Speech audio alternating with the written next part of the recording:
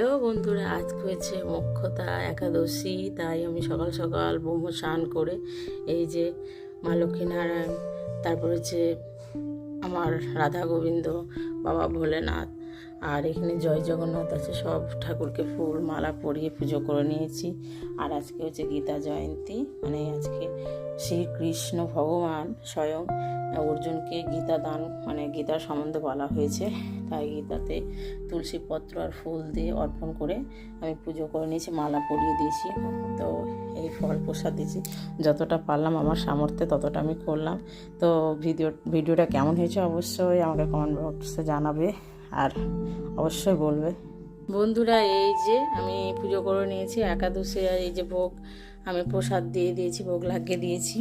এই যে এখানে ভোগ লাগিয়েছি, যা যা সবজি লাগে সেই সবজি দিয়ে, ফল দিয়েছি, দই দিয়েছি, দিয়ে যে ভোগ লাগিয়েছি ঠাকুরকে।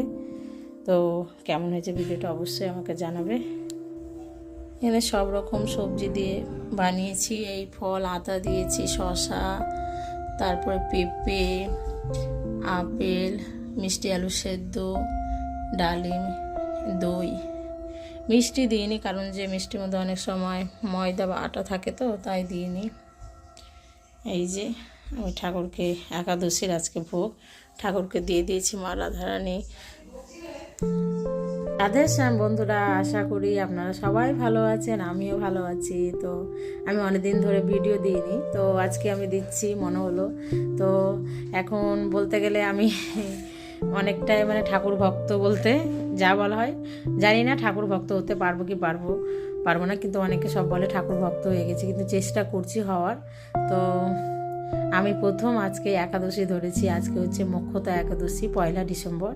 তো আর তার মধ্যে আছে আজকে গীতা জয়ন্তী, মানে শ্রীকৃষ্ণ ভগবান আজকে অর্জুনকে গীতা পাঠ করে শুনিয়েছিলেন, তাই আজকে গীতা জয়ন্তী বলা হয়। তো এত ভালো দিন ছাড়া আমি কবে আর একাদশীটা ধরবো, ভাবলাম আজকে দিনটা একাদশী ধরে নিই।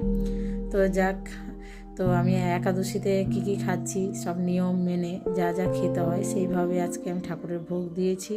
ভোগ প্রসাদ আজকে আমি যেভাবে পেয়েছি ঠাকুরের ভোগ প্রসাদ, সেটাই আপনাদের সাথে শেয়ার করছি। এই যে এখানে মিষ্টি আলু, পেঁপে, তারপরে এই সবজি, অনেক রকম সবজির মধ্যে বা অনেক কিছু যেগুলো শুধু গোলমরিচ আর ঘি দিয়ে রান্না করা হয়েছে, বলতে গেলে গোলমরিচ আর ঘি দিয়ে। তো যাই হোক, আমি এই সবজি খাচ্ছি। আর রাধে রাধে বন্ধুরা, আশা করি আপনারা ধরুন একাদশী কেমন যাচ্ছে আর কেমন কাটছে। আর যেসব বন্ধুরা এখনও একাদশী ধরেন তারা অবশ্যই ধরার চেষ্টা করবেন। একাদশী করাটা খুব ভালো আর বাধ্যতামূলক। আমিও জানতাম, কিন্তু আমি ভয় পেতাম যে একাদশী করতে পারবো কি পারবো না। তো যাক, আজকে সাহস করে আমি ধরেই ফেললাম। তো টাটা বন্ধুরা, আশা করি তোমরা সবাই ভালো থেকো আর আমিও ভালো আছি। টাটা, বাবাই।